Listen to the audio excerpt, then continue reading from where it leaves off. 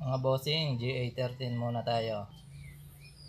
Ayan. Sinimulan ko na diyang baklasin yung kanyang carb. Ang issue nga pala nito, pag naka-close yung kanyang choke flap, okay siya mandar. Pero pag nagbukas yung choke flap, ano siya, palyado, parang kinakapos sa gasolina.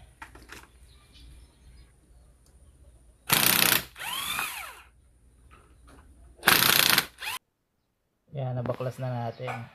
Unang nakita natin dyan mga boss, yan. Napakadumi ng kanyang loob ng carb. Yan mga bossing, nakita na yung salarin. Ayun o. Meron na siyang na buong dumi.